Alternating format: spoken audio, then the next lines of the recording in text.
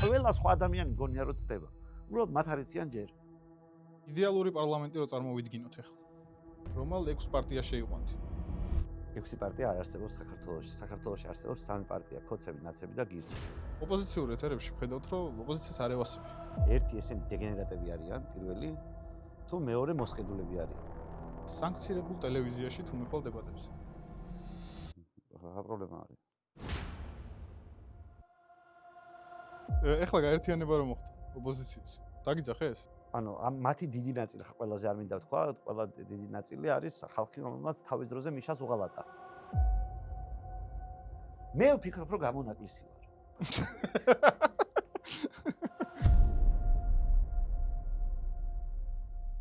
მოგესალმებით მეგობრებო, ეს გადაცემა დიდი ქვიზია, მე კი გიორგი კოკაია ვარ. დღეს ჩვენი სტუმარია პოლიტიკოსი, იურისტი და YouTube გადაცემის წამყვანი იაგო ხუჩია. მოგესალმებით, პირველ რიგში დიდი მადლობა, რომ დღეს ჩვენი სტუმარი ხარ. მადლობა მოწვევისთვის. შენი კარიერა მაინტერესებს, როგორ დაიწყო. იურისტი იყავი და განცხადებას გაქვს გაკეთებული, რომ დავანები თავი ამ სფეროს. რა იყო გადაწყვეტილება, რატო შეიცვალე და რატო წახვედი შემდეგ პოლიტიკაში? ნუ ზოგადად იურისტად ყოფნა ჩვენ ერთ ქვეყანაში მარტივი ამბავი არ არის. რატომ არ არის? არ არის, იმიტომ რომ სასამართლო არ არის ისეთი, როგორიც იურისტებს ჭირდებათ იმისთვის, რომ იურისტები იყვნენ. ხო, მაგრამ შენ ოდესაც ეს გადაწყვეტილება მიიღე, მაშინაც არ მოგწონდა სასამართლო? მე სხვადასხვა დროს სხვადასხვანაირად მივიღე ეს გადაწყვეტილება. უნივერსიტეტი რო დავამთავრე 2004 წელი იყო, ნაცები ახალმოსულები არიან. როცა უნივერსიტეტში ვსწავლობდი, იქ გასაგები იყო, რომ არანაირი სასამართლო არ იყო, შევარდნაძის პერიოდი იყო და ნუ რაღაცას კი გასწავლიდნენ, მაგრამ უბრალოდ ის არაფერში აღარ ეწერა იმ დროს უკვე. და იცვლებოდა სიტუაცია. უბრალოდ ზუსტად ეგ მაინტერესა, ანუ გადაწყვეტილება როგორ მიიღე, რომ იურიდიულზე ჩაგებარებინა. ჩაბარებას შეცვლიდი რა. როდესაც არ იყო სასამართლო შენი თქმით როგორც ამ. არა, ეგ იურიდიულზე რო ჩავაბარე იურიდიული ფაკულტეტი, რას ნიშნავდა ისიც კი არ ვიცოდი კარგად. უბრალოდ. ანუ სკოლაში ვიყავი, 90-იანი წლებია, მე სამეგრელოში ცხოვრობდი თან, სკოლა იქ მაქვს დამთავრებული და ფიზიკურად რაღაცა იურისტობა მაშინ ადვოკატობას ნიშნავდა. უბრალოდ ზუსტად არც არ იცოდი რა იყო ადვოკატი, რა იყო თესეუ, სადაც ვაბარებდი ფიზიკურად და უბრალოდ იქ გავერკვიე, როცა ჩავაბარე. და როცა ჩავაბარე, გავერკვიე, რომ ეს იყო სასწავლებელი, რომელიც ადრე ზრდიდა აი სისტემის ძალიან ქორ დამსჯელებს, რომ ნებისმიერ ადამიანს დაესაჯათ. და მიზანი ამ უნივერსიტეტში რასაც გასწავლიდნენ, იმისი არ იყო სამართლიანობის მიღწევა საზოგადოებაში. უბრალოდ იყო, რომ გაბატონებული ჯგუფის ნებასრულის აღსრულება დანარჩენ საზოგადოებაზე. და პირველივე კურსზე, როცა სახელმწიფოს და სამართლის თეორია ვისწავლე, იქ მივხვდი, რას გულისხმობდნენ ამ ყველაფერში და მის მერე მთელი უნივერსიტეტი დავამთავრე ისე, რომ მე ვიყავი კრიტიკოსი არსებული სისტემის. როცა დავამთავრე უნივერსიტეტი, მოვიდნენ ნაცები. მიშა რაღაცა ერთი ამბავი, რაღაცა რეფორმა, სასამართლოს დავაბრუნებთ ესა ისა და 2006 წლამდე მქონდა იმედი, რომ აი ამ სისტემაში, ამ იერარქიაში, როგორც იურისტ წარმატების მიღწევა შემეძლო. სისხლის სამართალი მაინტერესებდა, როგორც ყველა საინტერესო დარგი ზოგადად სამართლის. 2006 წელს მივხვდი, რომ მიშამ ჯიბეში ჩაიდო სასამართლო და არანაირი სისხლის სამართალი არ არსებობს და ზოგადად უარი ვთქვი სისხლის სამართალზე. პოლიტიკაში წასვლა გადაწყვიტე, მიზანი რა იყო თვითრწმენა, ანუ რა უნდა მიგეღწია? რამე შემეცვალა. და ეხლა შენი აზრით შეასრულე ის მიზანი რაც გაქვს? მაშინ არ ვიქნებოდი პოლიტიკაში, მიზანი რო შეასრულო, წახვიდე უნდა იქ. კი ბატონო, მაგრამ ანუ რაღაცნა ეტაპები ხო უნდა იყოს, ანუ რამე ეტაპი შეასრულე შენი აზრით შენი პოლიტიკაში წასვლით? ნუ ალბათ რაღაც ეტაპი ის რომ საჯაროდ ვლაპარაკობ იმ აზრებს, რომელსაც სხვა არავინ არ ლაპარაკობს საჯაროდ და აქ ვარ დღეს თქვენ სტუდიაში, თქვენც კი გაიგეთ ჩემი არსებობის შესახებ, ესე იგი რაღაც წარმატებას მივაღწია, მაგრამ გლობალურ მიზანს რო შეიცვალოს სასამართლო სისტემა ქვეყანაში და ანუ შენი პოლიტიკაში მოსვლა უკავშირდება სასამართლოს რეფორმას, თვლიანად რომ შეიცვალოს? კი, რა თქმა უნდა, ისე მე მოსამართლე ვიქნებოდი. შენ მოსამართლე იქნებოდი. როგორი ტიპია პოლიტიკოსი იაგო ხუჩია? როგორცაც ეკრანზე ხედავთ. ეკრანს უკან მე ერთი და იგივეს ვლაპარაკობ ეკრანს და ეკრანს მიღმა საკუთარ თავს ვაძლევ ამ ფუფუნებას, იმიტომ რომ სხვანაირად მაინც არ შემიძლია, საშინელი მეხსიერება მაქვს და რაღაცები მავიწყდება. ამიტომ თუ ჩემი სტრატეგია იქნებოდა ის რომ ეკრანზე სხვა რამე ვილაპარაკო და ეკრანს მიღმა სხვა რამე ვილაპარაკო, გამომიჭერდნენ ტყუილში. არ ვარ ეგეთი ნიჭიერი. კი ბატონო. ოპოზიციურ ეთერებში ხედავთ, რომ ოპოზიციას არ ევასები. ესე რომ თქვა, ჟარგონულად. ოპოზიციის ნაწილს. ვინც ოპოზიციას რისი ბრალია გამოხატავს. აი ხო არის რომ, იმიტომ რომ მე მათ პირში უზრახავ. ეს როგორ მივიღოთ ახლა? აი როგორც ისმის. ღერადობა როგორც არის. ეგ არ მიზეზი მთლიანი ყველაფრის? კი, ძირითადი მიზეზი 90%-ით ეს არის. და მე არ მოწონთ. და ეთერებში მაინც დადიხარ მათ. ეთერებში სადაც დამპატიჟე მე ყველგან დავდივარ.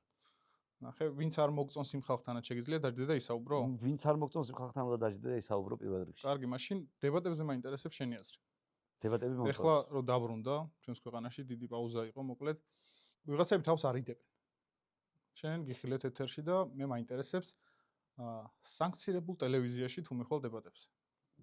რა პრობლემა არის?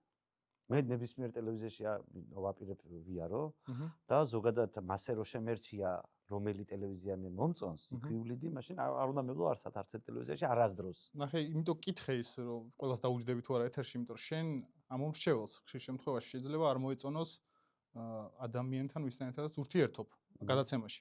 და ამით შენ რეიტინგი დაიწიოს. შენი ამომრჩევლებიდან გამომდინარე, რომ სიტყვაზე ადამიანს დაუჯდე რომელიც არ მოწონს შენს ამომრჩეველს. ამ ყველაფერზე წამსვლელი ხარ როგორც მივხვდი. აი გუშინ დაიდო ჩემი დებატების ფრაგმენტი შალვა რამიშვილთან და შაბათს გავა გადაცემა. ბევრ ადამიანს არ მოწონს შალვა რამიშვილი ამ ქვეყანაში, მაგრამ მე როცა მეპატიჟებოდა ბატონი შალვა სულ დავდიოდი და ძალიან ბედნიერი ვარ და მადლობელი რომ ჩემთანაც მოვიდა სტუმრად. ხო, ანუ შენ შეგიძლია შენ თუ ფიქრობ რომ სწორია, ესე იგი დაუჯდები ყველა ადამიანს ეთერში. მე მგონია რომ ჩემი პროფესიის ეგრეთ წოდებული jobs description-ი არის რომ მე ყველას ველაპარაკო. მე ამ პოლიტიკოსის პროფესია ასეთია, ვისაც ლაპარაკი უნდა, მე არასოდეს არ გავვივარ ლაპარაკს. კი ბატონო. ისეთ რეფორმას მიიღებ თუ მოხვალ ხელისუფლებაში? ხო გჯერ ამის? რა თქმა უნდა. აი შენს რეიტინგზე რო ცუდად იმოქმედოს. მე ზოგადად არასდროს არ ვღელავ ჩემს რეიტინგზე რამე მოქმედებს ცუდად და კარგად. მე ვღელავ ერთადერთ რაღაცას. შეიძლება ეგ არის პრობლემა. შეიძლება მithვა, მაგრამ მე ხო ჩემი ხასიათებით ვარ. კახაბედუქიძე ამბობდა რომ თმახუჭუჭა რო ვიყო და ბალეტს ცეკვავდეო, კახაბედუქიძე არ ვიქნებოდიო. ანუ ჩვენ რაღაცეებისგან შევდგებით, მეც რაღაცისგან შევდგები. რაღაც ჩემი ხასიათი მაქვს, ჩემი იმიჯი მაქვს ამ საზოგადოებაში. და შესაბამისად, ბევრი განცხადებები ჩემი ბევრ ადამიანს არ მოწონს, მაგრამ მე ამის მიუხედავად ერთადერთი კონტროლი მაქვს, რომ რასაც მე ვლაპარაკობ, არის თუ არა სიმართლე. თუ სიმართლე ჩემსკენ არის, მე არ მეშინია წინააღმდეგობების. და თუ სიმართლე ჩემსკენ არ არის, ვინც არ უნდა იყოს ჩემსკენ, მე არ მინდა იმ მხარეს ყოფნა. სადაც სიმართლე არ არის. 10 ბალიანი სისტემით რო შეაფასო დღევანდელი პოლიტიკური მდგომარეობა. რამდენ ქულას დაუწერთ? 2-ს. რო აღხსნათ ეგ შეფასება თუ შეგიძლია. ლაპარაკი არ არის პოლიტიკაში, ანუ პოლიტიკა რამ გამოიწვია ეგ, რო ლაპარაკი არ არის? ბევრმა რამე ჩვენმა წარსულმა რომ ბოლო რავი რამდენი წელია რაც თავი გვახსოვს, ჩვენ წინაპრებსაც კი არ ქონიათ ლაპარაკის გამოცდილება. საბჭოთა კავშირის დროს ლაპარაკი აკრძალული იყო. დამოუკიდებელი საქართველოს დროს ერთმანეთს ვერძოდით და ლაპარაკის ადგილი ტყვიამ ჩაანაცვლა. შემდეგ თავრობა შევარდნაძის მერე მიშა ასევე ხალხს არ დალაპარაკებია და ძალით აგვარებდა პრობლემას და ქართული ოცნება ზოგადად ჩვენ რო პარლამენტში ვიყავით, მოდი დაველაპარაკოთ ამ თემაზე, ჩვენი მოსაზრება უფრო სწორია ვიდრე თქვენი, პასუხობდნენ რომ იცი რა ჩვენ 50%-ზე მეტი გვაქვს. და ამიტომ ჩვენი მოსაზრება უფრო სწორია და როდესაც ჩვენ ამ არგუმენტით მოძრაობთ რომ 50%-ზე მეტი მე მაქვს და ესე იგი ჩემი ნათქვამი სწორია, მაშინ ლაპარაკი უბრალოდ არ შედგება. ფიზიკურად, იმიტომ რომ ლაპარაკისთვის საჭირო არის რაღაცა, რომ შენ გინდა მეორე მხარეს მოусმინო. ხო, მაგრამ ეხლა ხო ითქვა ხელისუფლებისგან რომ დავждეთ დებატებში და ვისაუბროთ. მე ვსაუბრობ და მომწონს ეს დებატები. და ის პოლიტიკოსები რატო არიდებენ თავს, აი, სხვა ოპოზიციის წარმომადგენლები შენი აზრით? ეშინიათ. არ არიან მზად მომზადება და დაჯდა ხალხი, მაგალითად იყვნენ აგერ განათლებაზე კობახიძესთან იმედზე და აი იმდენად სამარცხვინოდ დაიცვეს თავიანთი პოზიცია, რომ მასე დაჟდომაჟებია ვაფშე არ დაჯდა. და ამდენი ხნის განმავლობაში როგორც სახელმწიფო, აი ისე ოპოზიციური მედიები დებატებს უბრალოდ არ წარმოებდნენ და ატროფირებული აქვთ ეს უნარი. ეს ხელისუფლების წარმომადგენლებსაც ეთყობათ, სხვათა შორის ის რომ რამდენიმე ადამიანს ლაპარაკი შეუძლია, იმას არ ნიშნავს 90 კაციანი უმრავლესობიდან 10 კაციც რო ვერ ლაპარაკობს და ვერ ჯდება დებატებში, ეს პრობლემის ნიშანია, თორე რატო უწევს ერთ და იგივე ხალხი, რატო დადის სხვა პარტიებიდან. ოპოზიციურმა მედიამ პირველად დაკეტა დებატებისთვის ეთერი. თუ სწორად მახსოვს, შემდეგ უკვე ყველა ტელევიზიამ გააუქმა ეს დებატების ფორმატი, ესე ვთქვათ რა. და რატო გააკეთა ოპოზიციამ შენი აზრით ის, რომ მაგ პერიოდში ოპოზიციაზე ხვდები ალბათ რომელ ტელევიზიაზე ვის გულისხმობ, აკრძალა დებატები, იმიტომ რომ ჩემთვის როგორც ნეიტრალური მაყურებლისთვის ძალიან კარგია უსმინო ყველა მხარეს. და შემდეგ მერე გამოვიტანო სწორი აზრი. აი სიტყვაზე ვის მივცე ხმა არჩევნების დროს. ოპოზიციამ რატომ გააკეთა და თვითონ რატო ჩარაზა, ესე ვთქვათ, ის კარი, რომელსაც დებატები ქვია. ჩვენ ამასთან დაკავშირებით პარტიაში სულ აზრთა სხვადასხვაობა ჰქონდა. ორი მოსაზრება დომინირებდა ყოველთვის. ერთი ესენი დეგენერატები არიან, პირველი, თუ მეორე მოსყიდულები არიან. სხვადასხვა დროს უფრო მეტი სხვადასხვა მხარეს სხვადასხვა მტკიცებულებები ჰქონდა, მაგრამ მე თავიდან ბოლომდე სულ ერთ და იგივე პოზიცია მეჭირა, რომ ყველა ესეთი დეგენერატი ვერ იქნება და ამიტომ მოსყიდულობის ვარიანტს ვაწვევოდი და მათ შორის აი ის რომ ჯერ ხელისუფლება მაკრძალა და მე ოპოზიციაში აიკრძალა, ესეც ამყარებს ჩემს პოზიციას, რომ ხელისუფლება მართავს მათ შორის ამ ასეთი ჯერ ხელისუფლებაში არ ამგზავრდა, მე ეგრე არ მახსოვს. მახსოვს რომ რუსთავი ორზე აიკრძალა მაშინ დებატები. არ ვიცი, ყოველ შემთხვევაში ის რომ ხელისუფლებაშიც და ოპოზიციაშიც სინქრონიზებულად ეს აკრძალულია და ძალაუფლება ხელისუფლების მხარეზეა, აი ოპოზიციის გავლენით აკრძალა ხელისუფლებამ უფრო ნაკლებად დამაჯერებელი მგონია ვიდრე პირიქით. და სხვა უბრალოდ აი თქვენ გაკვირვების არ იყოს იმდანად ბრიყულად გამოიყურება ის რომ ოპოზიციაში დისკუსია მოკალი და შემდეგ იმდანად მომზადებელი ხარო დებატებზე ვერ უჯდები ხელისუფლებას და ამით კოზირებს აძლევ რომ თქვას რომ მე მოვიგე ეშინიათ ჩემი და ასე შემდეგ. სხვანაირად ვერ ხსნი. თუ რამე სხვა ვერსია არსებობს, სულ ორია, დეგენერატების და მოსყიდულობის და მესამე ვერსია რა არის? შეგიძლიათ ამ ორიდან ერთ-ერთს დაუჭიროთ ხარი. მე თავიდანვე ვიძახი რომ ყველა მოსყიდული ვერ იქნება. ყველა დეგენერატი ვერ იქნება. ოპოზიცია ну ყველაზე არ მაქვს საუბარი რა თქმა უნდა დღის მდგომარეობით საქართველოსთვის კარგ საქმეს უფრო მეტს აკეთებენ თუ ცუდს ჯერ მოდი ოპოზიცია გავყოთ ერთმანეთისგან და მოდი მეც ოპოზიციონერი ვარ და მე ვაფშე არ მგონია რომ საქართველოსთვის ცუდ საქმეს ვაკეთებ ამიტომ ვიღაც ხალხი ხაში გამოიხატება შენი კარგი საქმე იმიტომ რომ რავი რაც ოპოზიციის დანიშნულება არის რომ კვალიფიციურად აკონტროლოს ხელისუფლების ქმედებები საზოგადოებას უთხრას სიმართლე რაც ხდება მის გარშემო არ წაახალისოს პირობითად არასწორი და მავნებლური იდეები და არსებობდეს რაღაცა მიუხედავად ნებისმიერი ტიპის ეწოლისა, რომელიც სხვადასხვა მხრიდან, როგორც საზოგადოების მხრიდან, ისე ხელისუფლების მხრიდან შეიძლება ხორციელდებოდეს, უარი არ თქვა სიმართლეს ლაპარაკზე. ამას ყველაფერს ვასრულებ. რამდენი წელი 10 წელია პოლიტიკაში ვარ და სულ ერთ და იგივე მინდა. ანუ ვერავინ ვერ იტყვის, რომ ხან ერთი რაღაცა მინდა, ხან მეორე რაღაცა მინდა და ჩემს ამომრჩევლს არ შეუძლია გაიგოს მე რა მინდა. პირიქით. თუ რამე მიცავს ამ ქვეყანაში, არის ის, რომ სულ ერთ და იგივე მინდა იცის ჩემმა ამომრჩეველმა. აქედან გამომდინარე საერთოდ მიუხედავად იმისა რომ ბევრი ხმები არ მომცეს საერთოდ პირდათილი მგონია საკუთარი თავი ამომრჩეველთან შეიძლება რაღაცას იდეალურად ვერ ვაკეთებდე და რაღაცა უკეთესად გაკეთება ყოველთვის შეიძლება მაგრამ მორალური და პრინციპული კომპრომისი არასდროს არ დამიშვია და ამიტომ საკუთარი თავი მართალი მგონია ეს არის ჩემთვის მნიშვნელოვანი მეორე ოპოზიციაზე რო ვთქვა ორ ნაწილად გავყოფთ შეიძლება რაც შეეხება მეორე ოპოზიციას მე ვფიქრობ რომ აქაც ზუსტად იგივე დილემა არის ესენი დეგენერატები არიან თუ მოსყიდულები არიან მე როგორც გითხარით, სულ ერთი და იგივე პოზიცია მიჭირავს, რომ ესენი სულ აი სანდრო მაგალითად ხშირად მოყავს საინტერესო არგუმენტები იმასთან დაკავშირებით, რომ ესენი დეგენერატები არიან. აი ერთ-ერთ საინტერესო არგუმენტს გეტყვი. მაგალითად აი როგორ შეიძლება ლელო იყოს მოსყიდული. ანუ რამდენი უნდა გადაუხადოს ბიზნამ ლელოს იმისთვის, რომ ის იმას აკეთებდეს, რასაც აკეთებს და ისე ამთავრებდეს, როგორც ამთავრებს. ანუ დეგენერატები არიან. სანდროს პოზიცია ეს არის, მაგრამ იცი რა არის, რომ აი შენ თუ გადახედავ მაგალითად ლელოს შემოსავალი როგორ იმატებს ერთი ამ ბრძოლის ფარგლებში და მეორე მხრივ ვიცი რომ ერთ-ერთმა ბანკმა არ დავასახელებს სახელს და გვარს მაგრამ ამ ფერებშია გადაწყვეტილი ისა რა ქვია წინა წელს როცა ბიზნესთან გახურებული ბრძოლა მიდის მათი მოქმედი თუ ყოფილი ხელმძღვანელების რამდენიმე ასეულობით მილიონი იშოვა აი თან იცი რომ ასეულობით მილიონი ამ ერთ წელიწადში ასეულობთან გახურებული ბრძოლა ბიზნესთან რომელიც ძალიან ცუდად თავდება სულ არანაირი შედეგი ამას არ მოყვება აქ გამორიცხვა რომ ესენი მოსყიდულები არიან მიუხედავად იმისა რომ მე ვაღიარებ რომ დეგენერატობის ძალიან კაი მტკიცებულებები არსებობს მაინც რთულია ეხლა გაერთიანება რომ მოხდა ოპოზიციის დაგიძახეს არა არ მოხდა რა ხა ოპოზიციის გაერთიანება ახლა მოხდა როგორც თავის დროზე გვარამია ამას დაარქვა ნაცების reconciliation ნაცების reconciliation-ზე მე არაფერი საქმე არ მაქვს. ანუ მარტო ნაცები არიან? აბა ვინ არის, ავიც სხვა. რატო დაიშალდნენ?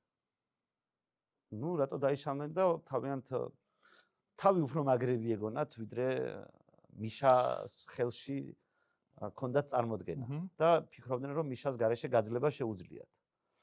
მაგრამ ეს ფაქტობრივად გამორიცხული გამოვიდა და ახლაც უშვებენ შეცდომას რომ არ ამობენ რომ ჩვენ შორის გაუგებრობების გადაწყვეტის გზა არის როგორც მიშა იტყვის. იმიტომ რომ შიგნით კონფლიქტები აქვს ახლა ჩერგოს არ მოწონს, ფოკუჩავა ვიღაცა არ მოწონს. ეს სულ იქნება ეს პრობლემები. მაგას არაფერი არ უშველის, იმიტომ რომ ნაცმოძრაობა იდგა მიშას წვენაზე. და ახლა მიშას წვენას თუ გამოაცლი, იქ ბევრი სხვადასხვა კითხვები გაჩნდება, რომელსაც ვერავინ ვერ უპასუხებს. ამიტომ აი მე ვფიქრობ, რომ ამ reconciliation-ისთვის აუცილებელია უზენაესი სასულიერო ქურუმის აღიარება ყველას მიერ. და როგორი ხალხია შენ გეცოდინება? ვინა? ნაცები. ვინც გაერთიანდა ახლა?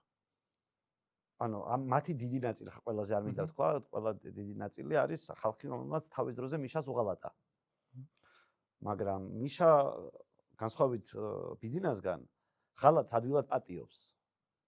და სულ შეგიძლია მიშას უღალატო და სულ მიშასთან მერე დაბრუნდე. უბრალოდ ეს უნდა აღიარო და აი ამის აღიარება უჭირთ და ამიტომაც აქვს ამ ახალ გაერთიანებას. ადამიანს ხალატი უნდა აპატიო ესე ზოგადად? არა, ეს სხვა საკითხი ადამიანს რა გადასახედი აქვს, ანუ ეს ადამიანის თვალსაწიერი სხვადასხვანაირი იყოს. მე ორივეს იმესმის. ერთ-ერთი ტაქტიკა აქვს არჩეული. მოდი ყველას დავიბრუნებ, ყველა მოღალატეს, მაინც ჩემები იქნებიან და მაინც მე ჩემს იქით გზა არ აქვს და მე გამაძლიერებენ ბიზნეს პირიქით მოღალატეებს გვერდზე არ გავა. ორივე სხვადასხვა ცხოვრების გზაა გავიდა. შენ როგორ მოიქცეოდი მას ადგილს? მე არ მიყვარს მოღალატეები ზოგადად. ამიტომ არ ანუ არ ვიქნებოდი მოღალატეების იმედად, მაგრამ მიშასთან ეს ტაქტიკა ამართლებდა აქამდე და ამიტომ ვერ გავაკრიტიკებ ერთმანეთს. ისიც მესმის. იდეალური პარლამენტი რო წარმოვიდგინოთ ახლა. ჩვენი მონაცემებით, ჩვენი ქვეყნის ამ დროინდელი მონაცემებით. რომელ 6 პარტიას შეიყვანდი? 6 პარტია არ არსებობს საქართველოში. საქართველოში არსებობს 3 პარტია, ქოცები, ნაცები და გირჩი. ამ 3 პარტიას შევიყვანდი. და რაც უფრო მეტი გირჩი, მით უკეთესი. კარგი. ქართველი ხალხი ყველაზე დიდ შეცდომაში რაშია შესული ახლა? ქართველი ხალხი არის დიდი იმაში, რომ ემოციებს არის აყოლილი და ყველა არჩევნების წინ გადაწყვეტილებას ღებულობს არა გონებით, არამედ ემოციებით და ყველა ჩვენმა პოლიტიკოსმა იცის, რომ მას არ ჭირდება არც გეგმის მომზადება, არც პროექტის, არც დისკუსია, არც ლაპარაკი, არც დებატი. თავარი არის ემოციურად ააგდო მაყურებელი. და აი მაგალითად რას გულისხმობ ამაში? თქვენ იცით, რომ წინა პარლამენტში რო შევდიოდით, ხალხი ითხოვდა არ შეხვიდეთ პარლამენტში. კი, მახსოვს და ბოიკოტი გამოუცხადა და ბოიკოტი რაღაცა და ესაც და წინა პარლამენტში რო შევედით, ძალიან შელახული იყო ოპოზიციური შემადგენლობა პარლამენტში და ჩვენ სამაში ხელი შეგვეშალა, იქ ნახევარი ბოიკოტში იყო, ვიღაცა ვაფშე არ დადიოდა, კარგთელი ამბავი იყო. ამ პარლამენტში 61 ოპოზიციონერი შევიდა დამოუკიდებელი საქართველოს ისტორიის განმავლობაში, ყველაზე მეტი ოდენობა ოპოზიციონერების. და უბრალოდ ხალხის მოთხოვნა ისეთი იყო და აღზნება ხალხის ისეთი იყო, რომ გვარამიას გამოვიდა, რომ ყველა ჩაეხსნა. და მიიღეს ფაქტობრივად 100%. ხა გახარიები რო შევიდა, ისინი ვაფშე არ არიან ლეგიტიმურები. იმიტომ რომ ის ხალხი არ აურჩევია ვიღაცას, წინ ათეული იყო არჩეული. ხო და უცბად აღმოჩნდა, რომ 100%-ით ხოცები ზიან პარლამენტში და აი ეს ამბავი მოხდა სრულიად ემოციურად. ხალხმა არ იფიქრა იმაზე, რას ნიშნავს, რომ პარლამენტი არ გაქვს, რომ პარლამენტის ნაცვლად ხოცების აკრებულობა იქ. და აგერ გვაქვს ხან ერთ კანონს მიიღებენ, ხან მეორეს, ხან მესამეს. ხან ერთი შეზღუდვა, ხან მეორე, ხან მესამე და თვითონ ის დისკუსია, რომ ხოცებს ამ შემთხვევაში უკვე პირში უზრახო ის, რასაც ფიქრობ, იმის საშუალება არ გაქვს, იმიტომ რომ შენ ვინც აირჩიე ის იმან უარი თქვა მომსახურებაზე, შენთან მომსახურებაზე და ქუჩის ბრძოლას დაუჭირა მხარი და საერთოდ გაქრა. აი პარლამენტში როდესაც იყავი. შენ ბრძოლა შედეგი ქონდა? იცი რა არის შედეგს გააჩნია რა იგულისხმება ვიღაცა ფიქრობს რომ 4 კაციან პარტიას პარლამენტში 150 კაციან პარლამენტში ევალება კანონები მიიღოს. ასე არ არის. კი ბატონო. ანუ უმცირესობის მიზანი არ არის კანონის მიღება. უმცირესობა არასდროს არ პირდება თავის ამორჩეულს რომ მე მივიღებ კანონებს. უმცირესობის ამოცანა არის იდეების გენერირება და საზოგადოებისთვის ალტერნატივის ჩვენება და ნაკლოვანების ჩვენება, რასაც ხელისუფლება უშვებს. და ამის საფუძველზე ხარდაჭერის მოთხოვნა. ჩვენ ჩემი აზრით ჩვენ ერთადერთი ხალხი ვიყავით მაგ პარლამენტში, ვინც თავის საქმეს პირნათლად ასრულებდა. რაც ევალება პარლამენტის წევრს, დეპუტატს. ვიცავდით ადამიანის უფლებებს, განსხვავებულ აზრს ვაყენებდით და ასე შემდეგ. ხო და რაშიც არის მთავარი შეცდომაში რაც ვკითხე, ის რომ ქართულმა ხალხმა ეს კი არ ჩათვალა საპარლამენტო საქმიანობად. ჩათვალა ის რაც გვარამიობს შესთავაზა. ხო და მე ვფიქრობ რომ ამ შეცდომიდან გამოსასვლელად საჭირო არის რომ აი ეს არ გვინდოდეს. აი ქართულ ხალხს ეს არ უნდოდეს. მე რა მაინტერესებს იცი ანუ 4 წელი იყავი პარლამენტში. დიახ. რა გააკეთე ისეთი რომ ვეღარ შეხვედი და შენი მხარდამჭერისგან ვეღარ აიღე ის ხმები. არ ვიცი, ახლა რა გავაკეთე ეგ რო ვიცოდე, მაშინ ჩათვალე ამას უკვე გამოვასწორებდი და მომავალში მოვიგებდი არჩევნებს. ასე ეჭყო. სათანადოდ არ გამოვსწორდი ეთყობა. ანუ სულ ყველა ჩალიჩობს ადამიანი გამოვასწოროს. ჩემს გამოსწორებასაც, ჩემს ცხოვრების განმავლობაში დედაჩემიდან დაწყებული ბევრი ადამიანი ჩალიჩობს. მაგრამ რაც არის ის არის, არ გამოდის რა, რაღაცა როგორც გამოდის, ისე გამოდის და მე კიდევ ვფიქრობ, რომ ჩემი ძლიერი მხარეა ის, რომ მე რაღაცა აბსურდულ მოთხოვნების შესაბამისად არ ვაპირებ გამოსწორებას. ვინც ხმას მაძლევს, ხმა ამის გამო უნდა მომცეს. ხო და აი, როგორც ჩანს ამ შემთხვევაში გვარამიას უფრო ენდო ქართველი ხალხი და აქეთ ამხარეს ბატონ ბიძინას. და მე პრობლემა მგონია ეს, მაგრამ იცი როგორ არის მარტო ჩემი პრობლემა ხო არ არის. მათ შორის ამ საზოგადოების პრობლემა რომელიც აი ამ საკუთარი არასწორი გადაწყვეტილების შედეგად. მეც არ გამოვრიცხავ რომ ამას არასწორად ვაკეთებდი. მეც ვცდილობ გამოვსწორდე, კაი ყველას გვინდა რომ კაისკენ ვიაროთ, მაგრამ აი როდესაც ამოცანა ესე გიდგება საკითხი რომ შენ ხალხს ეუბნებიან რომ მოდი არ გვინდა პარლამენტარიზმი, ჩავშალოთ და მოდი დავამხოთ ერთმანეთი.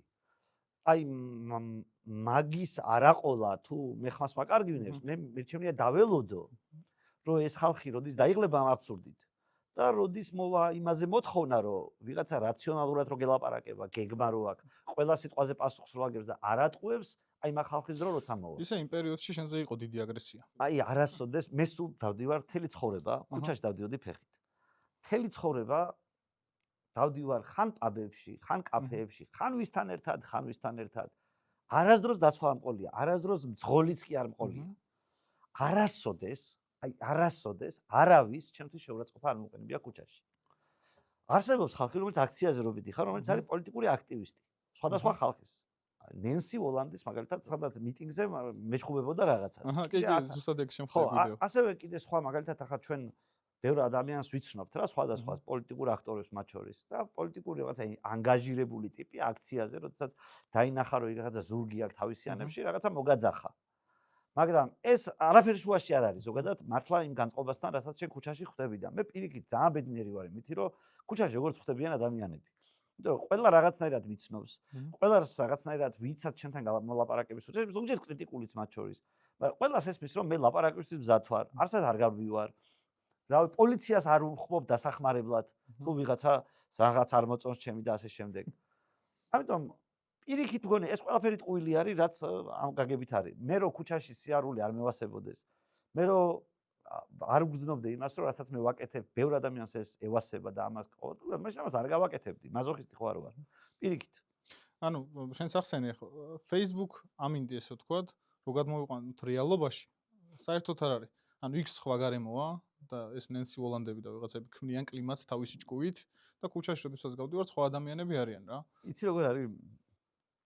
ერთი ადამიანი რომელიც კლავიატურასთან რაღაცა შვება და მეორე ადამიანი რომელსაც თვალებში უყურებ და ის რაღაც პრეტენზიას გეუბნება და შენ იქვე გაქვს რომ საშუალება რომ მას გაცე პასუხი. ეს ორი ადამიანი სხვადასხვანაირი ადამიანია. იმიტომ რომ ადამიანი რომელიც შენთან ახლოს გელაპარაკება და რაღაცას გეუბნება, იმან იცის რომ მას მოეთხოვება სიტყვები ახსნას. კი ბატონო. რაღაცნაირად. კი.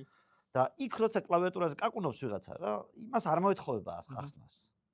ამიტომ მე ფიზიკურად ამას ყურადღებას როგორც წესი არ ვაქცევ. იმიტომ რომ ვიცი რომ იქ მილიონი სხვა ადამიანი შეიძლება იყოს, რომელსაც უბრალოდ შენთან შეურაცხყოფის მოყენება უნდა, რომელიც ვაფშე არ აკინებს ესეთი ადამიანები რომ იქ შეურაცხყოფას გაყენებენ, მაგრამ ქუჩაში შეგხვდება მე და ის იქ კარგად გესალმება და არ იმჩნევს არაფერს. რა თქმა უნდა, ჯერთი მე საშინელი მეხსიერება მაქვს და ამდენის დამხსოვრება არ შემიძლია, მაგრამ მე ვიცი რომ ქუჩაში ადამიანების დამოკიდებულება და სოციალურ ქსელებში ადამიანების დამოკიდებულება ერთმანეთთან განსხვავდება, იმიტომ რომ ნუ ახლა რაც არ უნდა იმაში რა ქვია სოციალურ ქსელში რაც არ უნდა შენ ვიდეო ჩაწერო, რაც არ უნდა დამაჯეროთ ვიღაცა აუცილებლად გამოჩნდება, რომელიც რაღაც სისულელეს დაწერს. ხო და ქუჩაში ეს ასე არ ხდება, იმიტომ რომ ადამიანები ბევრად უფრო მეტ პასუხისმგებლობას გრძნობენ, როცა მას შენ ერთ-ერთზე ლაპარაკები. როდესაც ხედავთ ომს რუსეთსა და უკრაინას შორის, როდესაც ხედავთ კონფლიქტს ახლო აღმოსავლეთში. აი ამ დროს რა როლი ენიჭება საქართველოს შენი აზრით ჩვენ ქვეყანას და როგორ უნდა მოვიქცეთ და ეხლა სწორად ვიქცევით? იცი როგორ არის, მე არ მაქვს სრული ინფორმაცია, აი მაგალითად ამ კითხვაზე რომ პასუხი გასცე, შენ უნდა გქონდეს გაჩნდა როგორ ვის ეკითხები, ხო? ანუ შენ თუ ეკითხები ადამიანს, რომელსაც ყველანაირი ინფორმაცია აქვს ჩვენს თავს რა ხდება, გარშემო რა ხდება, ის ამ კითხვაზე სხვანაირად გიპასუხებს. მაგრამ მე პირობითად, რომელსაც არ აქვს ყველანაირი ინფორმაცია ამ თემასთან დაკავშირებით, აქვს შეკითხვა. ვის იმედად ვართ? აი დაუშვათ რაღაც ახლა არ ხდება, მაგრამ რომ მოხდეს, ვის იმედად ვართ? მე ვფიქრობ, არავინ არ არის ჩვენი მეგობარი და არც არავინ დაგვეხმარება. ხო და ჩვენი შეიარაღების იმედად ახლა მე მოგეხსენებათ, რომ თავდაცვის რეფორმა გადიოდა პარლამენტში ვიყავი და გვესწრებოდი და ერთ-ერთი წინამდეგი ვიყავ ამისი. მე ვიცი რომ ჩვენი თავდაცვის მინისტრი კორუფციის გამო დაჭერილი ციხეში ზის. იმიტომ რომ იმას რა ქვია, სამედიცინო აპარატურაზე კორუფციას ფულს აკეთებდა. პარლამენტში ვიცი ისინი რასაც ლაპარაკობდნენ. და უბრალოდ შეუძლებელი მგონია, აი ამ სარდლობის პირობებში, რა სარდლობა ჩვენ მყავდა, ვინც იქ დადიოდა პარლამენტში, სურო აი ესე რა ვანდამი რო თამაშობს უნივერსალურ ჯარისკაცს ხო იცი? ეგეთი ჯარისკაცებით რო იყოს დაკომპლექტებული ჩვენი ჯარი იმის იმედად ვერ იქნება, იმიტომ რომ თავში ისეთი რაღაცები ხდება. აი ამ პირობებში ჩვენი თავის იმედად რომ ჩვენ თავს დავიცავთ რომელიმე ჩვენი მოწინააღმდეგისგან, რომელიც გვემუქრება რეგიონში, მე ამჯერა. და ამავდროულად ვერ ხედავ იმ ხალხს, ვისაც დაუძახებთ, გვიშველეთ ხალხო რამე რო დაგვემართოს და აი შეიძლება მე რამე ინფორმაცია არ მაქვს. ვიღაცა შემძმეთ ინფორმაცია აქვს, მაგრამ იმ ინფორმაციით რამე ინფორმაციაც მე მაქვს. იმ კითხვაზე რა კითხვებიც მე მაქვს, რომ ვისი ბედად ვართ. პასუხი სანამ არ არსებობს, მე ვერ ვიქნები კმაყოფილი. და რაც უფრო მეტად იმატებს ირგვლივეს გაურკვეველი სიტუაცია, მით უფრო მეტად მემუქრება დაუცველობის განცდა. პრობლემა ეს მაქვს. თორემ ის რომ ჩვენ ახლა რომელიღაც ომში ავტომატებით უნდა გარბოდეთ, ეს გასაგებია. უბრალოდ ჩვენ ვინ დაგვიცავს? ვისი მეგობრები ვართ? თანამედროვე სამყაროში, როდესაც აირია ის წესრიგი, რაც იყო აქამდე, რომ რაღაცა არსებობს სუვერენიტეტი, დამოუკიდებელი სახელმწიფო. აი ეს რო აირია და კარტი რო აიჩეხა. აი ამ აჩეხილ კარტზე ჩვენ ვისკენ ვართ, ან ჩვენ ვისი მედად ვართ, მე სანამ პასუხი არ მექნება, ვერ ვიქნები არსებული სიტუაციით ბედნიერი. ხო, მაგრამ ეხლა რომ ჩვენ ქვეყანაში მშვიდობა ამ მომენტში არ ხარ ბედნიერი? გეოპოლიტიკურად არის ეხლა, სადაც არ უნდა გავიხედოთ, ირგვლივ ყველგან არის რომ არა ბედურება ხდება, ესე ვთქვათ. არა, მე მშვიდობა მინდა, მშვიდობისკენ ვარ. მინდა რომ ამ ქვეყანაში სულ მშვიდობა იყოს, მაგრამ უგულებელყოფა იმ რისკების, რომ შენ მშვიდობას რო რამე დაემუქროს. შენი პატრონი არავინ არ არის, ეს შეგრძნება არ არის კაი. ანუ ეს მშვიდობა არ დგას იმის გამო, არ არის იმის გამო, რომ ჩვენზე თავდასხმა ძვირი ჯდება. და მე მარტო იმ მშვიდობის მჯერა გრძელვადიან პერსპექტივაში, როდესაც შენზე თავდასხმა ძვირი ჯდება. და ჩვენზე თავდასხმა ახლა არაფერი არ დაჯდება, ძვირი კი არა. სამწუხაროდ. პოლიტიკის გარდა მაინტერესებს, რითი ხარ დაკავებული ზოგადად. ფეხბურთი რო გიყვარს ვიცი. ეს ჰობია, ესე ვთქვათ, არგენტინის გულშემატკივარი მესის ფანატიკოსი. ხო, სწორად ვიცი? კი. მესის ფანი ვარ. კი. და თავისუფალ დროს რითი კავდები ხოლმე? სხვათა შორის წელს ჩემი მეგობრის გიორგი გვენეტაძის დამსახურებით ახალი ჰობი შევიძინე სრიალი.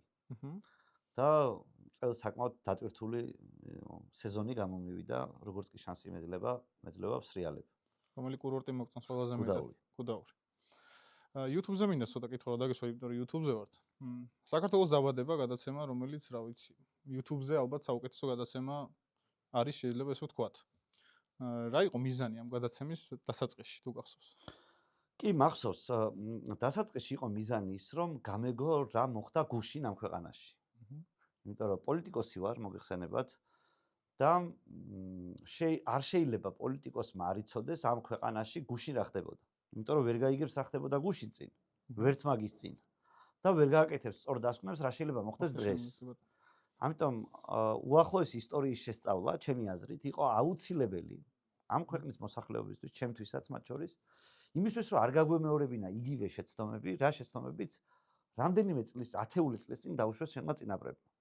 ამიტომ მახსოვს რომ თავის დროზე მიზნად დავისახე, რომ გამომეკვლია ეს პერიოდი, ჩემი შექმნილი ვიდეოები ყოფილიყო წყაროები მომავალი თაობისთვის, თუ რა ხდებოდა უახლოეს წარსულში ამ ქვეყანაში. იმისთვის რომ არ გაგვემეორებინა იგივე შეცდომები, რაც ჩვენმა წინაპრებმა დაუშვეს. და სამწუხაროდ დღემდე უშვებთ ამ შეცდომებს. ეს იყო მიზანი. აქედან დაიწყო ამ გადაცემის კონცეფცია. და იდეაში დღესაც ეს არის მთავარი მიზანი, სიმართლე გითხრა. გარდა ცნობის მოყარეობისა, რომელიც კონკრეტულ ადამიანთან საუბრობს. ნახშირად მომჩნევა, როდესაც ხვდები, რომ რესპონდენტი გატყუებს, იღიმი ხოლმე რა. მაგრამ ჯერ ისედაც ვიღიმი, ახლა ყველა ღიმილი არ არის. არა, ყველა ღიმილი არ არის. ანუ შინაგანად რა შეგრძნება და რას არეუბნები ხოლმე. არა, ზოგადად ამ გადაცემის კონცეფცია თავიდანვე ის იყო, რომ მე უნდა ყოფილიყავი გადაცემის მაქსიმუმ 10%. დანარჩენი აი კამერაც უნდა ყოფილიყო სხვაზე 90%-ით. ეს იყო თავიდანვე, იმიტომ რომ მე ყველა გადაცემაში ვიყავი ისედაც და ადამიანებს ყელში არ უნდა ამოსვლოდი. ამიტომ ამ გადაცემამ შეიძინა თავიდანვე მნიშვნელობა, რომ შენ ხარ მსმენელი. და მხოლოდ იმ კითხვებს უსვამ სტუმარს, რომელიც საჭიროა იმისთვის, რომ ფიქრთა დინება სწორი მიმართულებით წავიდეს. ამიტომ თავიდანვე ამას ვაკეთებდი. დღემდე ამას ვაკეთებ რაღაც თვალსაზრისით, შეიძლება ახლა ვინაიდან 9 წელზე ახალი გადაცემის ფორმატი საქართველოს დაბადების, მე უფრო მეტი რამე მახსოვს. და არ გამოდის რაღაცების გატარება ისეთის, რომელიც საღი აზრის დონეზე ცხადია, რომ მე მეწოდინება როგორც იმ პერიოდის დამსწრეს. მე მაგრად გამიკვირდა სხვათა შორის ღვედების კანონის წინააღმდეგი რო იყავი. ნუ ხო ეგ ცნობილი ლიბერტარიანული პოზიციაა ჩემი იდეოლოგიის ადამიანებისთვის და ჩემი აზრით სრულად გაუგებარი იქნებოდა სხვა რამე პოზიცია რომ მქონოდა და მე უბრალოდ ბუნებრივად ეს მხოლოდ ახლა მე ამის წინააღმდეგი ვიყავი როცა შემოქონდათ. ხო და ანუ უყურე საჭიროა ხო? ანუ შენ თქვი რომ მე თვითონ ვიყენებ. ჩემი იდეოლოგია ზოგადად დგას ეგეთ რაღაცაზე რომ დასაშვებია ყველაფერი. რითაც შენ სხვა ადამიანს ზიანს არ აყენებ. ანუ აი ესეთი უცნაური იდეოლოგია მაქვს ერთი შეხედვით. მაგრამ უმარტივესი, უპრიმიტიულესი, ძალიან მარტივია გაიგოს ადამიანმა მე რა მინდა. მე მინდა მქონდეს ყველაფრის უფლება, სანამ სხვა ადამიანს ზიანს არ ვაყენებ. ახლა მოდი ამ ფორმულას შევსაბამოთ ღვედი. მე ხო არასდროს არ მithქვამს რომ ღვედი არ გაიკეთოთ ხალხო. არა, კარგით ხო. მე თვითონაც მიგეთია. სულ მიკეთია ღვედი. აი რომ მოვედი თქვენთან ჩემი მანქანით, რო ჩავჯდები, ინსტინქტურად ღვედს ვიკეთებ პირველი. ასე იყო სულ. მაგრამ ის რაც გასაკეთებელია, მე ვიცი რომ პირობითად რა ვიცი, კარგია რომ ადამიანებმა ივარჯიშონ. ჯანმრთელობისთვის კარგია, მაგრამ მე არ ვიქნები თანახმა რომ ადამიანებს ძალით დავალონ ყოველდღე ძუნძული, დილას აღამოს. მე ვიცი რომ ადამიანებმა ჯანმრთელად უნდა იყვებონ. მაგრამ ხშირად მეც ვერ ვახერხებ ასე ყვებას და არც არავის დაჭერა არ მინდა იმის გამო რომ ცუდად იპებება. ჩემი სტანდარტი არის სხვა არ და თუ სხვას მე არ ვაზიანებ, სხვას თუ არ ვაზიანებ, არც ერთი ჩემი ქმედება არ უნდა იყოს სანქციის ქვეშ. მე ასეთი იდეოლოგიით ვცხოვრობ. და როდესაც მეკამათებიან ადამიანები, რომლებიც მეუბნებიან რომ იცი რა, ღვედი აუცილებელია. მე მასწავლი მაგას. აი მეცინება როცა ამას მემასწავლიან. მაგრამ მე ხო სხვა სტანდარტს ვაყენებ. მე ვაყენებ რომ შეიძლება ღვედი კარგია შენი ჯანმრთელობისთვის. ისევე როგორც შენი ჯანმრთელობისთვის კარგია რომ ცოტა შაქარი ჭამო. დიეტაზე დაჯდე, ივარჯიშო. რა ვიცი, შეიძლება მილიონი ჩამონათვალი გავაკეთო, მაგრამ მე ხო არ ვითხოვ რომ კანონში ჩაწერონ ეს ყველაფერი. და მე ხო იმისი ღვედის გაკეთების წინააღმდეგი არ ვარ. მე წინააღმდეგი ვარ ღვედის გაუკეთებლობის გამო ადამიანის დაჯარიმების, იმიტომ რომ შენ როგორც კი ამის უფლებას აძლევ მთავრობას, ეგრევე იწყება სხვა შეზღუდვები ამის აღსასრულებლად. მაგალითად, მე რო დავინახო რომ შენ ამ კანონს კარგად ასრულებ თუ არ ღვევ, მე ხო შენი ჩაბურული მინა უნდა მოგახსნევინო. იმიტომ რომ შენ თუ ჩაბურული მინიძი ხარ მანქანაში, მე როგორ დავინახო შენ კანონს ასრულებ თუ არა. იწყება შემოძრომა სისტემის. და ზოგადად თავისუფლების იდეაში ხვრელი არ უნდა არსებობდეს. თორე თუ ხვრელი არსებობს, იქ სისტემა აუცილებლად შემოგიძვრება. და მე თავიდანვე წინააღმდეგი ვარ ასეთი ხვრელების. შენ მოდი სახელმწიფო თუ ხარ ჩაერიე მაშინ, როცა მე სხვა ადამიანის ჯანმრთელობას, საკუთრებას ან თავისუფლებას ვაზიანებ. მაგრამ მე როცა არაფერს აქედან არ ვაზიანებ, სხვა ადამიანს საერთოდ არ ვეხები. სწორი ცხოვრების წესს კანონით ნუ მკარნახობ. იმიტომ რომ სწორი ცხოვრების წესით კანონით კარნახი არის რომ რავი ცოლს ნუღალატებ. ანუ რომელი უფრო მორალურად დასაძრახია? ადამიანს რო ღვედი არ უკეთია თუ ცოლს რო ღალატობს ან ქმარს? ამ შემთხვევაში მე რო შემოვიდე კანონპროექტით პარლამენტში და გითხრა რომ აიკრძალოს ქმარზე ღალატი კანონით ან ცოლზე. და ადამიანები მედისკუსიებოდნენ, კარგია ცოლის ღალატი ან ქმრის ღალატი? ეს რო იყოს დისკუსიის საგანი. მე ხო ამაზე არ დისკუსს. ეს რა ვიცი, რელიგიურ თემაში იყოს ეს დისკუსია, მაგრამ შენ თუ მე მეკითხები სამართალზე კამათ. სამართალთან ეს რა კავშირშია? და ზუსტად ასე, სამართალთან კავშირში არ შეიძლება იყოს ჩემი ისეთი ქმედება, რომლითაც მე სხვა ადამიანს ზიანს არ ვაყენებ. ესეთი ძალიან მარტივი ფილოსოფიური საფუძველი აქვს ჩემს ამ პოზიციას და ყველა სხვა ადამიანი მგონია რომ ცდება. უბრალოდ მათ არ იციან ჯერ. ზუსტად მაგითო მაინტერესებდა დამაჯარიმე თუ ხუთს არ გავიკეთებ. მე ძირითადად მიყურებს 15-დან 25 წლამდე ახალგაზრდები. ერთ წინადადებაში როგორ აუხსნიდი ამ ახალგაზრდებს, რას ნიშნავს ქართველი პოლიტიკოსი? არა, იცი როგორ არის რომ ჩვენთან აქ პრობლემა, ხო არის მაგალითად პროფესია არქიტექტორი, პროფესია ექიმი, პროფესია რაღაცა. ჩვენ ხო აი ელექტრიკი, ისა ხადავიკი, ხო არსებობს მანქანის. ჩვენ ხო არ ვიძახით, რომ ზოგადად ყველა ხადავიკის დედაცვატირე, ყველა არქიტექტორის დედაცვატირე, არქიტექტორების დედაცვატირე, ხადავიკების არსებობს ერთი პროფესია, რომელზედაც ხალხმა შეიძლება თქვას, რომ პოლიტიკოსების დედაც ვატირე და პასუხი არ მოითხოვოს. მაგალითად მე რო გავაკრიტიკო არქიტექტორები. საქართველოს გადახედე თბილისს ზემოდან დღისით. აი მართლა ხო აი მთელი თბილისს რო შეხედავ. აი რავი ახლა პოლიტიკოსების დაკლებ გინებას არქიტექტორები რატო ემსახურებენ, ვინც ეს აღაშენა. მოდი ესე შევხედოთ რა. თუ მაინც საქმეზე მიდგება, მაგრამ ამის მიუხედავად ყველა არქიტექტორს ხარ ვაგინებთ. ვიღაცა გამონაკლისი ნაღდათ იქნება, ვინც კაი სახლი ააშენა. მაგრამ ერთიანობაში რო შეხედოთ თბილისს, გადახედო ნუცუბიზის პლატოდან გლდანით დამთავრებული. ნუ რავი შევხვდები რომ რა არქიტექტორი ხალხო, რავი ხალხ ვაფშე არ ყოფილიყო არანაირ ნებართვა ხალხს რაც უნდა ესენებინა. ამაზე უარეს ხარ გამოვიდოდა. კი ბატონო. მაგრამ აი წარმოიდგინეთ რომ ეს არქიტექტორებზე არ ხდება. ეს არ ხდება კიდე სხვა ვიღაცეებზე.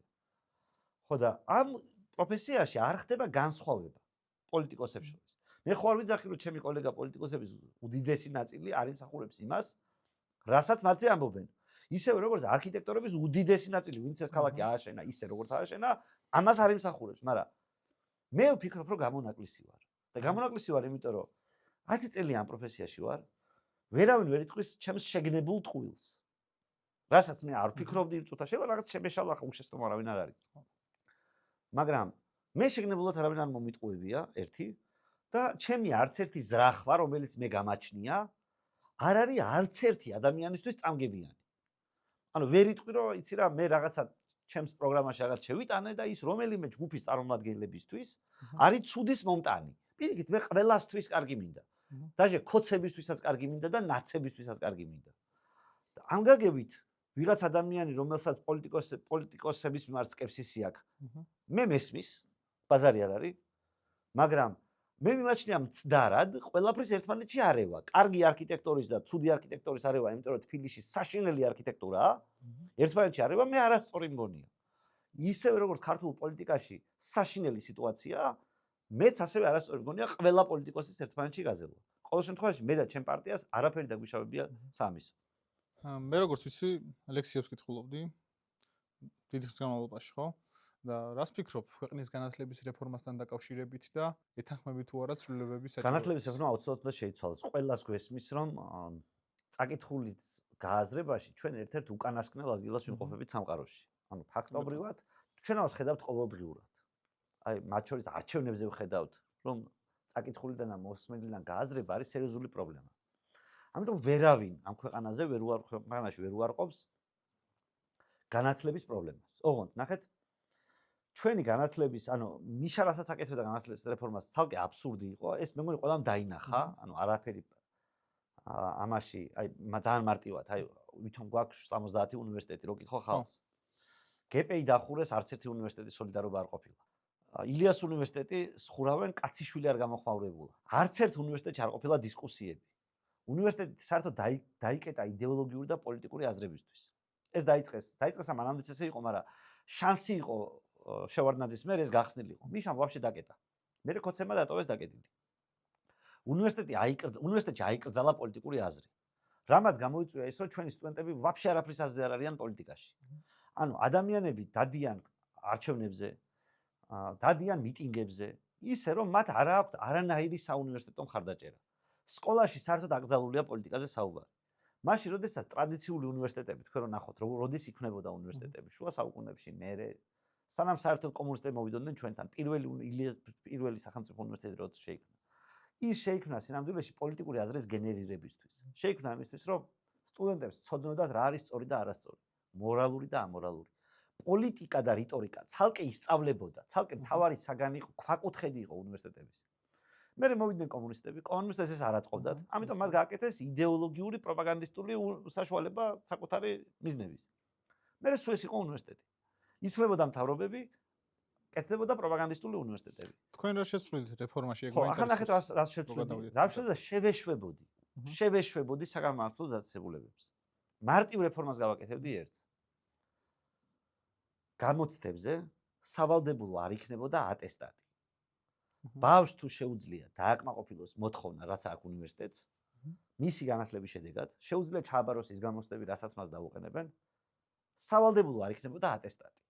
ჩვენ 12 წლის განმავლობაში ბავშვებს რაღაც შენობაში ვამწყდებთ, რაღაცას ვასწავლით უაზრობას, რომელიც არასოდეს ცხოვრებაში არ გამოადგება შემდეგ, მხოლოდ იმისთვის, რომ ატესტატი კონდეს და უმაღლესში ჩააბაროს.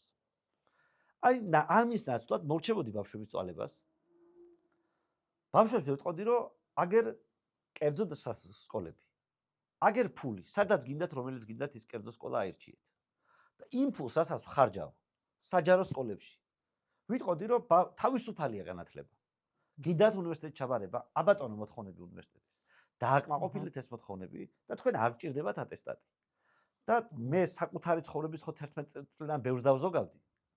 ისევე უამრავი თქვენთაგანი, ვინც ახლა ამ გადაცემას უსმენს. დაზოგავდა უაზროდ სკოლაში ნასიარულევ დროს გაერთობოდა სხვანაირად და განათლების სისტემა და განათლების მიღების წყაროები გადაიგეგმებოდა. როგორ შეიძლება ხელოვნური ინტელექტის პირობებში სკოლაში განათლებას ღებულობდეთ იგივე წესებით, როგორც მე-20 საუკუნის დასაწყისში. აი უცბად რომ შეხედოთ მე-20 საუკუნეში დასაწყისში რა იყო, სურათი რო გადავიღო რაღაც გარემოს, მანქანას, ფოტოაპარატს, ვიდეოს, სკამს, მაგიდას 100 წლის განმავლობაში თუ რამემ შეინარჩუნა იგივე ფორმა, ეს არის სკოლის აუდიტორიები თუ კლასები, საკლასო ოთახები. აი ამის ნაცვლად ადამიანებს ვიცემდი საშუალებას მიეღოთ განათლება ისე როგორც მათი მშობლები, მათი მეგობრები, მათი რჩევლები, ვინც ურჩევდნენ სწორად, იმას გააკეთებდნენ და არ შეუქმნიდი პრობლემას უმაღლეს განათლებაში ჩასაბარებლად ატესტატის ბარიერით. დანარჩენს ყველაფერს ეშველებოდა. ხო, მაგრამ უნივერსიტეტში რა იქნებოდა? აი კონკურენცია მაგალითად 500 კაცს უნდა ჩაბარებო. კი ბატონო. 500-ივე შევიდოდა უნივერსიტეტში. ვინც რამდენს იღებს უნივერსიტეტი? ეხლა არ ვიცი ზუსტ რაოდენობას, მაგრამ კომპიუტერული უნივერსიტეტია აქვს 20 ბავშვის ადგილი. 500 კაცს უნდა იყოფნა. ეს არის საოცნებო სიტუაცია უნივერსიტეტისთვის. 500 კონკურენტი აპლიკანტიდან 20 უნდა მიიღო. ბატონო, მაგრამ რითი გაფილტრავდი ამ 20 ადამიანს? უნივერსიტეტი რითაც რა მოთხოვნაც აქვს. უნივერსიტეტს ხო რაღაც მოთხოვნა აქვს. კი, რა თქმა უნდა. მე როდესაც პრობითად კახა მენდუქცის უნივერსიტეტში ლექციას კითხულობდი, მე ზუსტად ვიცოდი რომელი სტუდენტი გამოდგებოდა ჩემი საგნისთვის. ყველაზე მეტად. თუ უნივერსიტეტს ვიცემ ამის საშუალებას და მას არ დატვირთავ ბიუროკრატიული ბარიერებით. ჩაატარებინებს სწორად გამოწდას. იქ გამოჩნდება ვინ ჭირდება მას. და იმის გამო თუ ბავშვი აბარებს ასრულებს იმ მოთხოვნებს, რომელიც უნივერსიტეტს გააჩნია, რა მნიშვნელობა აქვს მას 12 წელი კლასში დილის 9 საათიდან შუადღის 3 საათამდე იარა და ატესტატი მიიღო თუ არა. თუ შენ მზადხარო ის ატესტატის აღება ესე ვთქვათ ერთგვარი ფილტრი ხოა, შემდეგ როდესაც ეროვნულზე უნდა გახვიდე, ანუ იქ რაღაც ნაწილი მაინც იფილტრება. შენ გინახავს ვინც ატესტატი ვერ აიღო სკოლაში დადიოდა და? კი, სამწუხაროდ. რამდენი შეკლასელი იყო ვინც ატესტატი ვერ აიღო? 3. ხო და ნუ აი კაი რა შუაშია. ხო და აი ხო ხდები რომ არაფერ შუაში არ არის. ის 3 არც მომდებოდა იმას უნივერსიტეტის წასვლა არასდროს. ანუ სიამდვილეში ჩვენ ხელს უშლით ყველაზე ნიჭიერ თაობას სვამთ რაღაცა კლეტკაში 11 წელი თუ 12 წელი რაღაცა უაზრობას ვაკეთებინებთ და იმის გამო რის გამო რომ რაღაცა კომუნისტებს ჰქონდათ ეგრე აწყობილი იერარქია რომ შენ თუ გინდოდა წარმატებას მიიღწი ამ სისტემაში უნდა გაგეარა რაღაცა ეს პერიოდი ესა მე ჩააბარებდი ან არ ჩააბარებდი ამის მიხედვით ხდებოდა გადანაწილება ყოველმეურნე ვიყავი თუ უმაღლეს დამთავრებული და დღეს რატო გვაქვს ეს პრობლემა რეგიონებში რო გადადის რაღაც ფაკულტეტები ამაზე რას ფიქრობ აი ეს საერთოდ სასაცილოა ბრატო აი თბილისს არ დაეხმარება სიტუაცია არა რა შუაში შეკაცეთ მაგის არგუმენტი არ არის რეგიონებში გადადისო მაგის არგუმენტი ის არის რომ ჩვენო ძალიან ცოტა ისინი მყავსო რა ქვია სპეციალისტებიო და ამიტომ ისინი ერთგან უნდა თავი მოუყაროთ ამასო თორე რეგიონებში გადასვლა ვაფშე რა შუაში ხო მაგრამ ამდენი სტუდენტი ახლა მე ესე შევხედე ყოველ შემთხვევაში მე არ ვიცი მათი არგუმენტი რა არის თბილისში შესაძლოა ამდენი ახალგაზრდა ჩამოდის და ეს ფაკულტეტები რო გადავა რეგიონებში ეს ხალხიც ხო რეგიონებში გადავა თუ არა რა კაი მაგაში უნდა გადავიდეს ის რო აი თბილისზე რას ახსენე რომ ყველა თბილისში იყრის არა მაიცა კაცო გეხვეწები თუ თბილისში თამოყრაა პრობლემა მოდი დედაქალაქ გადაიტანე ქუთაისში ამით დაიწყე ხალხ სტუდენტებს ასერჩი შენით დაიწყე თავრობა რო ხარ შენით და ყველაზე მეც საცავს ქუთაისში აი საინტერესოა როგორ უნდა გადავიდეს დედაქალაქი ქუთაისში როგორ და მარტივად სულ დედაქალაქი სულ ქუთაისში იყო აჰა კი ბატონო ანუ როცა საქართველოს უჭირდა დედაქალაქი სულ ქუთაისში იყო თბილისში როგორ გითხრა არ არსებობდა მტერი თბილისი რო არ აუღია მაგრამ ქუთაისი ძალიან ცოტა ადამიან ხალხს აპტერს აქვს აღებული. ეხლა რეალობაში რო ავიღოთ აი ამ წამს. თავრობაში. აი როგორ გადაგა ქუთაისში დედაქალაქი. არაფერი არ უნდა მაგას სამინისტროები გადაიტანე ქუთაისში და მორჩა. რა პრობლემაა? აი უბრალოდ პრობლემას არ გაქვს, ეგ მითხარი და ბაზარი არ არის. არა, მარტო სამინისტროების გადატანით აი ხო და შენ რა გონია რას აკეთებენ თბილისში ეს სამინისტროები ისეც, რომელიც ქუთაისში ვერ გააკეთებენ, იმ შენობაში რო იჯდნენ. კი ბატონო, ბოლოს გვაქვს რუბრიკა ტოპ 5. შენ შემთხვევაში მაინტერესებს 5 მიზეზი თუ რატო უნდა აირჩიონ გირჩი? ხუთი მიზეზი არ ვიცი, მე ერთი რო თქვა. ხუთ რუბრიკას უნდა ვარღვევ ძალიან გთხოვ. არ ვიცი ესე ჩამოწერილად რამდენად შევძლებ, მაგრამ პირველი იმის გამო რა ჩვენ გვინდა. ანუ თუ ვინმე ამირჩევს და ვინმე არ ამირჩევს. ამირჩევს იმის გამო, რომ მე მინდა რომ ადამიანს კონდეს უფლება, ყველაფრის უფლება გარდა სხვა ადამიანზე ძალადობისა. თუ თქვენს მიგაჩნიათ რომ ადამიანს არ შეიძლება დაიჭირო, თუ არავის ზიანს არ აყენებს, ადამიანის ქმედებას თუ არ ყავს დაზარალებული, მას არ შეიძლება სანქციები დააკისრო და ამას ხარს უჭერ, მარტო მე ვარ ასეთი. ეს ერთი. მეორე, მარტო მე ვარ და ჩემი პარტია არის ამ ქვეყანაში, რომელსაც ჯერა, რომ თქვენ გეკუთვნით თქვენი სხეული. დანარჩენი ყველა პარტია ფიქრობს, რომ თქვენი სხეული არის საზოგადოებრივი საკუთრება. და მთავრობას როგორც უნდა ისე შეუძლია მოიხმაროს უმრავლესობა თუ ექნება თქვენი სხეულის მოხმარებასთან დაკავშირებით. ჩვენ გვინდა ამ ქვეყანაში ისეთი სასამართლო სისტემა, რომელიც ჩვენ არ დაგვემთხვემდებარება. ეს რამდენი თქვი 3. 3. მე ყველაზე მეტი გეგმა, ყველაზე გასაგები გეგმა, როგორ შეიძლება გამდიდრდეს ეს ქვეყანა, მაქვს მე. და ნახე როგორ. ყველა გპირდებათ რომ მაგალითად ჩვენი კოლეგა ოპოზიციონერები ზახიან რომ მე მინდა პენსია იყოს 1000 ლარი. რო ეკითხები საიდან მოგაქვს 1000 ლარი. ოკეი, მეც მინდა, ბაზარი არ არის. მე რომ მკითხეს შენ ამდენი გინდა, ჩვენ 1000 გვინდა, შენ ამდენი გინდა. მოთხარ მე 10000 მეთქი. ხოდა ნაირიდია. ოღონდ ეს იგაგრიგულეს ეთერში იყო. ხო და ოღონდ ერთი განსხვავება არსებობს რა, როცა ეკითხები რომ საიდან მოგაქვს ეს 1000 ლარი თუ რაღაცა რამე 1500. არავის არ აქვს პასუხი კითხვაზე გარდა ერთისა, ფულს დავბეჭდავ. მაგრამ ამას არავინ არ აღიარებს, ეკითხები ფულს დაბეჭდავ?